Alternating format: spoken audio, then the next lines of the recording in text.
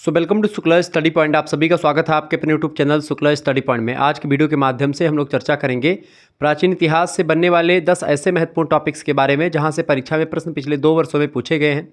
अगर आप बीए के 3rd सेमेस्टर में हैं और आप परीक्षा देने जा रहे हैं अब की बार विषम सेमेस्टर की, यानी परीक्षा आपकी नवंबर लास्ट या दिसंबर से प्रारंभ है और जनवरी तक लगभग जाएगी।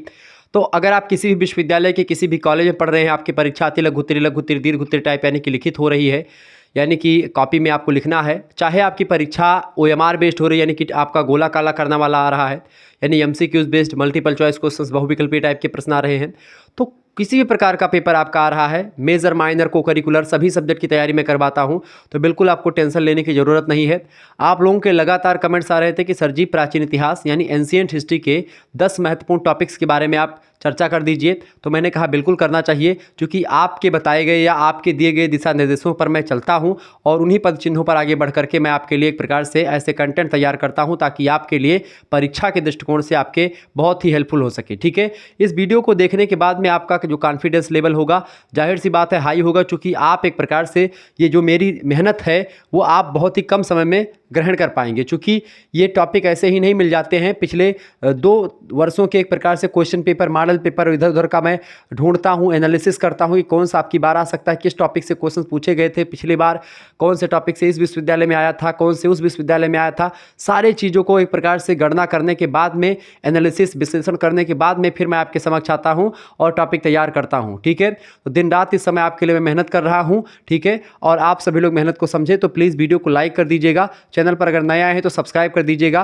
क्योंकि मैं जिस तरीके से मैं मेहनत कर रहा हूं उस तरीके की मेहनत आपको पूरे यूट्यूब पर किसी और से आपको नहीं मिलेगी। साथ ही साथ मैं आपको बता दूं कि मैं आपके लिए, अगर आप थोड़ा सा मेरा साथ देंगे तो मैं आपके लिए ऐसे ही भिड़ा रहूँगा, ऐसे ही मेहनत करता रहूँगा। ठीक है, बस आप लोगों का साथ ये चाहिए कि आप लोग वीडियोस को शेयर जरूर करा करें। ठीक है, अपने सभी दोस्तों के पास इस वीडियो को शेयर कर दीजिएगा और इन टॉपिक को आप तैयार कर लीजिएगा। आपके पास सीरीज वगैरह है तो तैयार कर लीजिएगा, अगर नहीं भी है तो एक प्रकार से मैं जो महासंग्राम वीडियो लाऊंगा, मॉडल पेपर लाऊंगा, इन सभी में इन टॉपिक से एक प्रकार से वीडियोज़ को रखने का प्रयास करूँगा। इन टॉपिक से बनने वाले जो इंपॉर्टेंट क्वेश्चन होंगे उनको रखने का पूरा प्रयास रहेगा। पूरा प्रयास क्या, इन टॉपिक्स को एक प्रकार से कहीं ना कहीं भी मॉडल पेपर, महासंग्राम रिवीजन क्लास और महामैराथन क्लास के माध्यम से कवर करवाने का प्रयास किया जाएगा। ऑब्जेक्टिव वाले में तो सारे टॉपिक से ही क्वेश्चंस बना करके मैं देता हूं, तो कोई दिक्कत की बात नहीं है। बीए के अगर आप 3rd सेमेस्टर में हैं, 2025 में पेपर देने जा रहे हैं, तो टॉप 10 टॉपिक्स को आप तैयार कर लेंगे। एंशिएंट हिस्ट्री में आपको पढ़ना क्या होता है, आपको पढ़ना होता है भैया पेपर में क्या पढ़ना है, उत्तर भारत का राजनीतिक इतिहास, यानी कि आपको पढ़ना होता है हिस्ट्री, मतलब कि political history of north India. अब इसमें आपको 647 ईस्वी से लेकर के और 1200 ईस्वी तक के इतिहास के बारे में पढ़ना होता है। 647 ईस्वी वह समय काल है महोदय जिस समय काल में हर्षवर्धन जो है उनका एक प्रकार से जो गद्दी है वो एक प्रकार से चली जाती है। हर्षवर्धन जो कि हिंदू सम्राट थे, उनका दबदबा जब कम होता है उसके बाद में आप देखते हैं उन्हीं के समकालीन कश्मीर के राजा ललितादित्य मुक्तापीठ हो गए, ये कश्मीर के मतलब कि, और इसके अलावा कन्नौज में यशोवर्मन वगैरह हो गए। ठीक है, ऐसे ही तमाम और शासक थे जो लोग एक प्रकार से, जो हर्षवर्धन का साम्राज्य था वो बहुत बड़ा साम्राज्य था।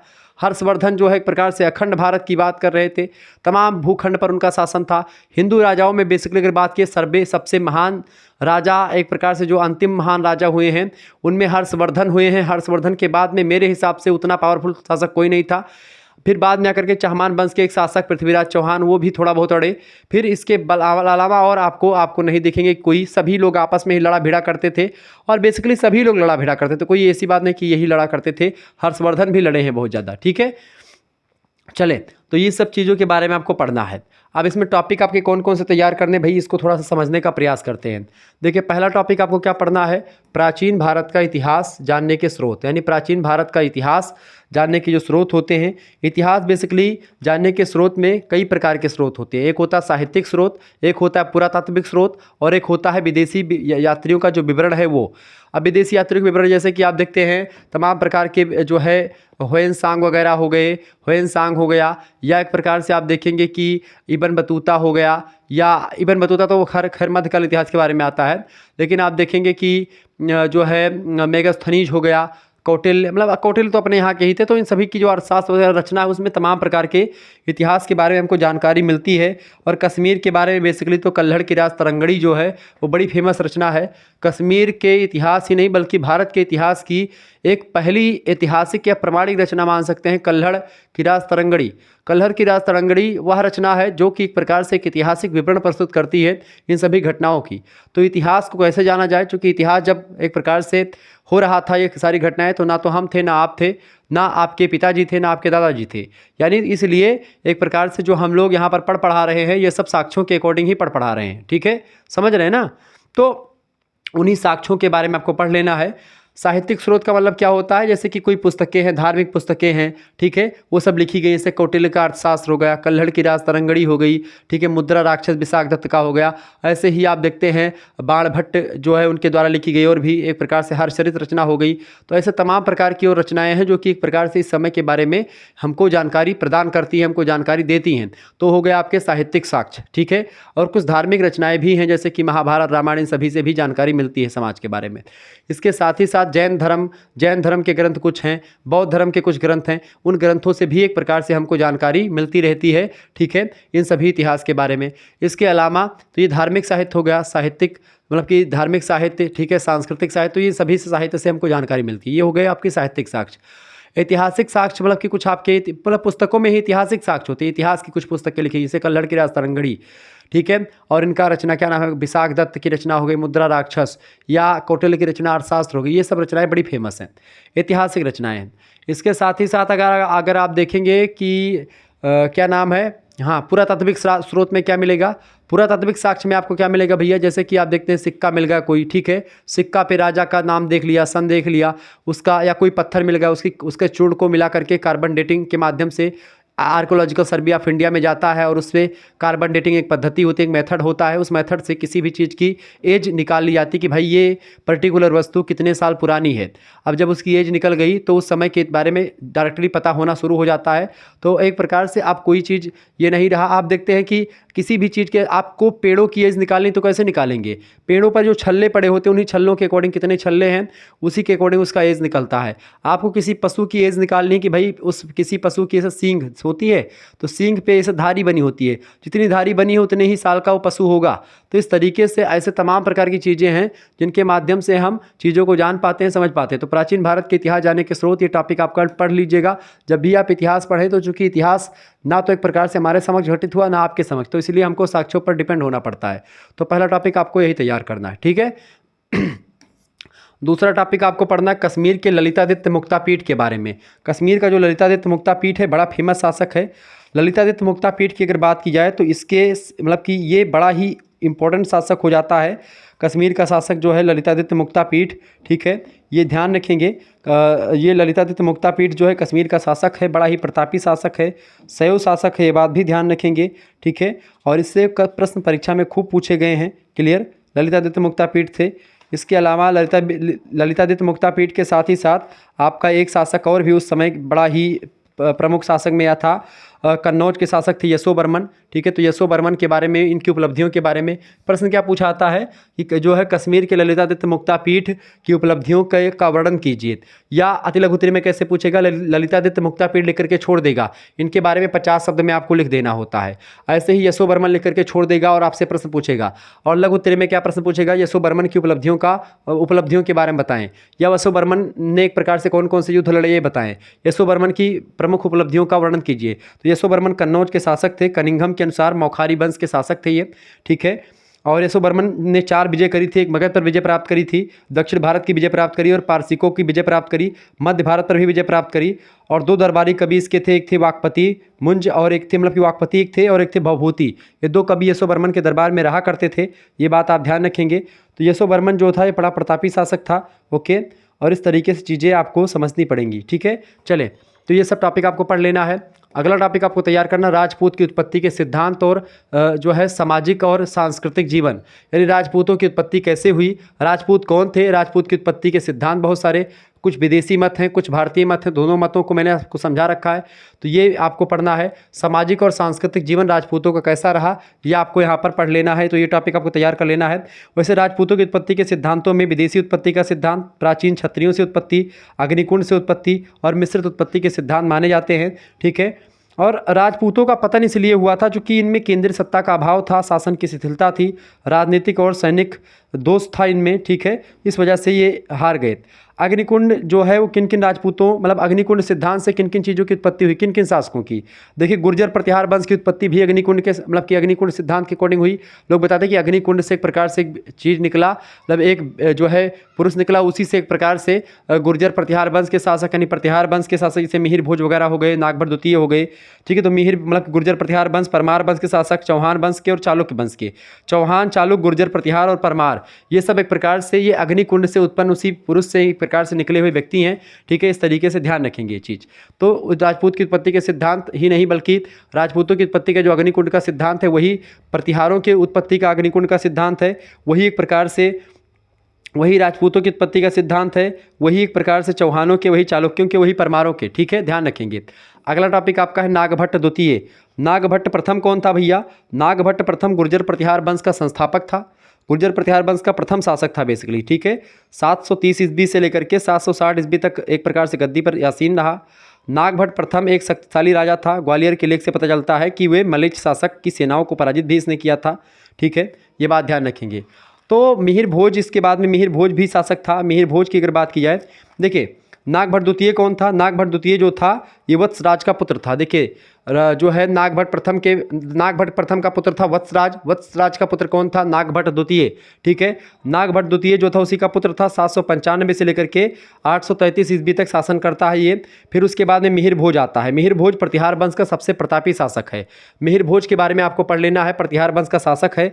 836 ईस्वी से लेकर के 889 ईस्वी तक शासन करता है, ठीक है। ये गुर्जर प्रतिहार वंश पर नागभट्ट द्वितीय के बाद में गद्दी पर बेसिकली यही बैठता है।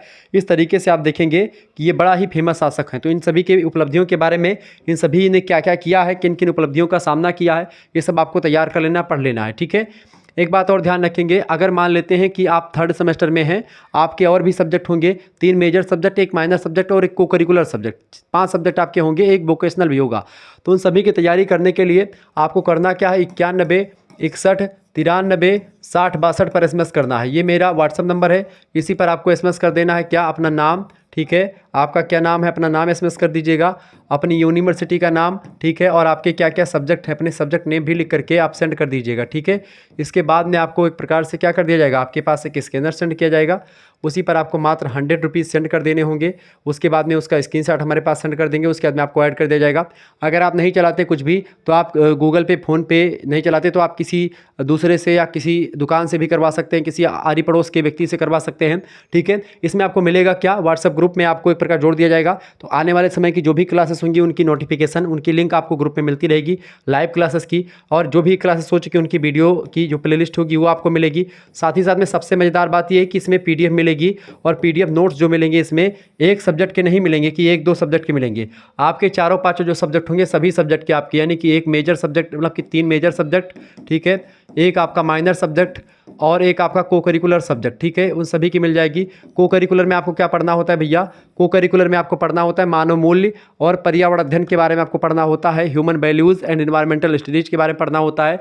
आपकी परीक्षा चाहे MCQ बेस्ड हो रही है, यानी कि एक प्रकार से MCQ बेस्ड हो रही है, चाहे आपकी परीक्षा जो है लिखित हो रही है यानी अति लघु उत्तरीय, लघु उत्तरीय और दीर्घ उत्तरीय हो रही, दोनों टाइप के मॉडल पेपर, दोनों टाइप के क्वेश्चन पेपर प्रीवियस ईयर, ये सब आपको प्रोवाइड किए जाएंगे PDF के रूप में, और साथ ही साथ इन सभी की वीडियो लेक्चर भी मिलेंगे, ठीक है। ऑब्जेक्टिव चीज़ें, जैसे को करिकुलर का पेपर ऑब्जेक्टिव भी होता है आपका, तो इसको लेकर के प्रैक्टिस सेट वगैरह मिलेंगी, और सभी सब्जेक्ट की प्रैक्टिस सेट मिलेंगी। माइनर का पेपर कई विश्वविद्यालय में ऑब्जेक्टिव हो रहा है, तो उन सभी की चीज़ें मिलेंगी, जैसे कि कई विश्वविद्यालय से लाभान्वित होंगे, जैसे राम मनोहर लोहिया अवध विश्वविद्यालय, ठीक है। देखिए कई विश्वविद्यालय से आपका रमैलू हो गया, राम मनोहर लोहिया अवध विश्वविद्यालय हो गया, DDU यूनिवर्सिटी हो गई, ठीक है, सिद्धार्थनगर यूनिवर्सिटी कपिलवस्तु हो गई, LU हो गया, ठीक है। इसके अलावा प्रोफेसर रज्जू भैया स्टेट यूनिवर्सिटी हो गया, ठीक है। इसके अलावा वीर बहादुर सिंह पूर्वांचल यूनिवर्सिटी हो गई, ठीक है। महात्मा गांधी काशी विद्यापीठ हो गई, ठीक है। चौधरी चरण सिंह CCSU चौधरी चरण सिंह मेरठ विश्वविद्यालय, CSJMU यानी कि छत्रपति साहू जी महाराज यूनिवर्सिटी, ठीक है। MSU माँ शाकुंभरी यूनिवर्सिटी, MSDU यानी महाराजा सुहेलदेव स्टेट यूनिवर्सिटी, ठीक है। राजा महेंद्र प्रताप सिंह स्टेट यूनिवर्सिटी हो गई, डॉक्टर भीमराव अंबेडकर आगरा विश्वविद्यालय हो गया, बिहार के लगभग अधिकतर विश्वविद्यालय हो गए। इसके अलावा आप देखते हैं जो भी उत्तराखंड वगैरह, मतलब जो भी नेशनल एजुकेशन पॉलिसी के अंतर्गत हो रहे हैं यूनिवर्सिटीज़ में, वो सारे विश्वविद्यालय आपके। इसके अलावा आपका और भी विश्वविद्यालय बच रहा होगा, जहाँ तक है मेरे हिसाब से आपका और कई विश्वविद्यालय आपके जैसे छूट रहे होंगे, ठीक है। मासा कुंभरी वगैरह हो ही गया, ठीक है। MJPRU हो गया, मतलब MJPRU, ठीक है। यानी कि एक मतलब कि महात्मा ज्योतिबा फूले यूनिवर्सिटी जो है वो, ठीक है। और इसके अलावा आपका BU झांसी, बुंदेलखंड यूनिवर्सिटी झांसी हो गई, महाराजा सुहेलदेव आजमगढ़ विश्वविद्यालय, इन सभी के एक प्रकार से व्यवस्था कर दी गई है। तो जिन छात्रों के लेना है आप जुड़ सकते हैं और बहुत ही आसान तरीके से चीज़ें आपको पढ़ाई जा रही हैं। तो आप फटाफट से 9161936062 पर SMS करके आप ज्वाइन हो सकते हैं। उसमें आपको PDF वगैरह मिलते रहेंगे, मॉडल पेपर, महासंग्राम रिवीजन क्लास, ठीक है, महामैराथन क्लास, इन सभी की PDF नोट्स मिलेगी। क्वेश्चन पेपर जो भी 2025 में होंगे उनके PDF आपको मिलेंगे। तो इस तरीके से कई विश्वविद्यालय के क्वेश्चन पेपर मिलेंगे। तो इससे आप पता लगेगा कि भाई हाँ कैसे पेपर आ रहे हैं, किस तरीके की चीज़ें हो रही हैं। वैसे तो आपको इन टॉपिक जो आपके टॉपिक यहाँ पर दिख रहे हैं इस बोर्ड पर, मैंने जो टॉपिक रखा 10 इंपॉर्टेंट टॉपिक, इन सभी से बनने वाले जो इंपॉर्टेंट प्रश्न होंगे वो भी मॉडल पेपर के माध्यम से करवाने का पूरी कोशिश हमारी है। तो कुल मिलाकर के आपका बहुत ही बेहतर तैयारी हो जाएगी, ठीक है। तो फटाफट से SMS करें 9161936062 पर और तुरंत ज्वाइन हो जाए ग्रुप में, ठीक है। चले अगले टॉपिक की ओर बढ़ते हैं। अगला टॉपिक आपका आ चुका है भैया, अगला टॉपिक आपका कौन सा आ चुका है, फटाफट से आप ज्वाइन करने का मतलब फटाफट से आप बताने का प्रयास करेंगे। अगला टॉपिक आपका है त्रिपक्षीय संघर्ष के बारे में बताएं, ठीक है। देखिए त्रिपक्षीय संघर्ष की अगर बात की जाए, त्रिपक्षीय संघर्ष बेसिकली प्रतिहार वंश के शासक, पाल वंश के शासक, बंगाल के पाल वंश, गुर्जर प्रतिहार वंश और राष्ट्रकूट शासक जो थे, ये सब आपस में क्या कर रहे थे, आपस में इन तीनों का द्वंद्व हो रहा था। और इन तीनों का द्वंद्व जो था यही त्रिकोणात्मक संघर्ष के नाम से जाना जाता है, ये बात ध्यान रखेंगे। तो पाल, प्रतिहार, राष्ट्रकूट शासकों के मध्य में हुआ था। अच्छा, सबसे पहले कन्नौज पर अधिकार करने की चेष्टा वत्सराज और धर्मपाल ने की थी, ये बात भी ध्यान रखेंगे, ठीक है। अंत में कन्नौज पर किसका आधिपत्य हो गया था, प्रतिहार वंश के जो शासक थे उन लोगों ने कन्नौज पर अधिकार कर लिया था। कन्नौज के लिए ही बेसिकली युद्ध हो रहा था, ठीक है, ये बात आप ध्यान रखेंगे। ओके, तो इस तरीके से आप देखते हैं। अच्छा, वत्सराज ने धर्मपाल को पराजित किया। वत्सराज जो थे प्रतिहार वंश के शासक थे और पाल वंश के शासक कौन थे भैया, पाल वंश के शासक धर्मपाल को पराजित किया था वत्सराज ने 808 ईस्वी में। युद्ध बहुत भयानक हो रहा था इन सभी के बीच में, ठीक है। और इस तरीके से चीज़ें आपको यहाँ पर दिख रही होंगी। भोज परमार एक व्यक्ति हैं जो कि एक प्रकार से बड़े फेमस राजा हुए हैं, तो इनके बारे में भी आपको पढ़ना है। भोज परमार, ये देखिए अगला टॉपिक आपका आ चुका है, भोज परमार के बारे में बताएं। देखिए भोज परमार की अगर बात की जाए तो भोज परमार जो हैं ये सिंधु राज के पुत्र थे। सिंधु राज कौन थे, सिंधु राज जो है मुंज की मृत्यु के बाद में, मुंज के छोटे भाई हैं सिंधु राज, ठीक है। मुंज कौन है, परमार वंश के सबसे महान शासक वाकपति मुंज हैं, ठीक है, सबसे पराक्रमी शासक हैं मुंज। और मुंज के पुत्र कौन थे, सिंधु राज थे। सिंधु राज जो थे एक प्रकार से मतलब उसके पुत्र नहीं थे, भाई थे, छोटे भाई थे सिंधु राज के। और उन्हीं के मतलब की गद्दी पर बैठे सिंधु राज जो थे वो 996 से लेकर के 1010 तक शासन करते हैं। फिर उसके बाद में सिंधु राज के पुत्र होते हैं भोज परमार, ठीक है। और भोज परमार जो हैं जब उनके पिताजी की मृत्यु यानी कि सिंधु राज की मृत्यु हो जाती है 1000 ईस्वी के आसपास या उसके बाद में, तब परमार राज सिंहासन पर एक जो है बैठते हैं, मतलब कि 996 से 1000 ईस्वी तक शासन करते हैं सिंधु राज। फिर उसके बाद में गद्दी पर भोज परमार बैठते हैं। भोज परमार ने कल्याणी के चालुक्यों से युद्ध किया, चंदेलों से युद्ध किया, त्रिपुरा के गांगे देव से युद्ध किया, लाटों से युद्ध किया, मतलब बड़ा युद्ध किया भोज परमार ने। और परमार जो था भोज प्रथम या भोज परमार जो हैं ये बड़े ही लोकप्रिय शासक हुए हैं। विद्या के प्रति बहुत ही, साहित्य रचना के प्रति बड़ा ही अनुराग था इनका, विद्वान भी थे, साहित्यिक और वैज्ञानिक ग्रंथों की रचना खुद भी इन्होंने करी है, ठीक है, ये बात आप ध्यान रखेंगे। तो इस तरीके की चीज़ों को आप ध्यान रखेंगे। इसके अलावा अगला जो आपका राजा है वो है भैया मूलराज प्रथम। मूलराज प्रथम की उपलब्धियों के बारे में भी आपको पढ़ लेना है। तो देखिए भोज परमार की उपलब्धियाँ और मूलराज प्रथम की उपलब्धियाँ ये सब आपको पढ़ लेना है। मूलराज प्रथम भी बड़े फेमस शासक हुए हैं, ये बात आप ध्यान रखेंगे, ठीक है। मूलराज प्रथम हो गए, ठीक है, भोज परमार हो गए, ये सब बड़े फेमस शासक हुए हैं, तो इन सभी के बारे में आप पढ़ लीजिएगा। ये सब लोग बड़े ही इंपॉर्टेंट हैं, ठीक है। आगे बढ़ते हैं। अगला टॉपिक आपका है पाल वंश का। पाल वंश के बारे में बताएं कि पाल वंश की उत्पत्ति कैसे हुई, पाल वंश का स्थान, और धर्मपाल के बारे में बेसिकली बताएं। धर्मपाल जो है पाल वंश के प्रतापी शासकों में से एक हैं। धर्मपाल के बारे में आपको पूछा जा रहा है, धर्मपाल के बारे में बताएं। और खास करके पाल वंश की उत्पत्ति या पाल वंश के बारे में विस्तार से आपको यहाँ पर पढ़ लेना है, क्योंकि यहाँ से प्रश्न परीक्षा में पूछा जाता है। धर्मपाल बेसिकली कौन थे, देखिए धर्मपाल जो हैं ये पाल वंश के दूसरे राजा हैं धर्मपाल, ठीक है। वैसे बंगाल के पाल राजवंश की अगर बात की जाए तो गोपाल ने इसकी स्थापना करी थी, बंगाल को अपने नियंत्रण में एकीकृत किया था। 2023 में प्रश्न पूछा गया था बंगाल के पाल वंश से, जिसमें एक प्रकार से गोपाल ने उसकी स्थापना करी, ठीक है, ये बात आप ध्यान रखेंगे। और उसके बाद में धर्मपाल जो है इनके पुत्र थे या दूसरे राजा थे। ठीक है। पाल वंश का दूसरा राजा कौन था? धर्मपाल था, और गोपाल के पुत्र थे, गोपाल के उत्तराधिकारी भी थे, ठीक है। और 810 ईस्वी तक इन्होंने शासन किया था धर्मपाल ने, ये बात आप ध्यान रखेंगे। क्लियर? तो इस तरीके की चीज़ें हो गई। धर्मपाल के बाद में उसका पुत्र देवपाल गद्दी पर बैठता है। तो इस तरीके से पाल वंश में जो पाल लास्ट में आते हैं वो सब पाल वंश के शासक हैं। पाल वंश के शासक, राष्ट्रकूट वंश के शासक और प्रतिहार वंश के शासकों में खूब मारपीट हो रही थी। इसी को त्रिकोणीय संघर्ष के नाम से भी जाना गया। तो ये सब चीज़ें आपको पढ़नी पड़ेंगी, ठीक है। मैंने कई मॉडल पेपर जो दिए हैं उसमें मैंने बताया भी है। अगला टॉपिक आपका है महमूद गजनबी और मोहम्मद गौरी के बारे में बताएं। देखिए, महमूद गजनबी जिसने 17 बार भारत पर आक्रमण किया था, सोमनाथ मंदिर पर आक्रमण किया था, बहुत ज़्यादा धन लूट कर लेकर गया, लुटेरा था बेसिकली ये, इसके बारे में पढ़ लेना है। मोहम्मद गौरी के लिए प्रश्न इसलिए चूंकि मोहम्मद गौरी और पृथ्वीराज चौहान के बीच में तराइन के 2 युद्ध लड़े गए थे। 1191 में तराइन का प्रथम युद्ध, 1192 में तराइन का सेकंड युद्ध, ठीक है। जिसमें पहले में मोहम्मद गौरी को दौड़ा के किसने मारा? पृथ्वीराज चौहान ने खूब घसीटा। लेकिन द्वितीय युद्ध में पृथ्वीराज चौहान जो है एक प्रकार से हार जाते हैं, चूंकि इन्हीं की सेना में या इन्हीं के कुछ अपने लोगों ने ही इनको धोखा दिया। इस वजह से चीज़ें जो है कुछ हो जाती है। और मोहम्मद गौरी के आने से एक प्रकार से क्या होता है कि एक प्रकार से आप देखेंगे कि हिंदू सत्ता का जो लास्ट शासक होते पृथ्वीराज चौहान, ये 1192 में इनकी मृत्यु हो जाती है पृथ्वीराज चौहान की। फिर उसके बाद में 1194 में जो जयचंद था, जिसने एक प्रकार से धोखा किया था पृथ्वीराज चौहान के साथ, चूँकि जयचंद की पुत्री थी संयोगिता, उससे विवाह कर लिया था किसने? पृथ्वीराज चौहान ने, ठीक है। इस वजह से हरण कर लिया था उनका बेसिकली, चूँकि पृथ्वीराज चौहान से प्रेम करती थी वो, क्या नाम है उनका? संयोगिता, ठीक है। तो इस वजह से एक प्रकार से मतलब कि जो था जयचंद था, वो घृणा करता था इनसे। तो फिर जयचंद से भी युद्ध होता, चंदावर का युद्ध होता है, प्रति मोहम्मद गौरी ने जयचंद को भी पराजित किया। फिर उसके बाद में मोहम्मद गौरी का एक गुलाम था, उसका नाम था कुतुबुद्दीन ऐबक, उसी को राजपाट यहाँ से सौंप करके मोहम्मद गौरी भी चला जाता है यहाँ से, ठीक है।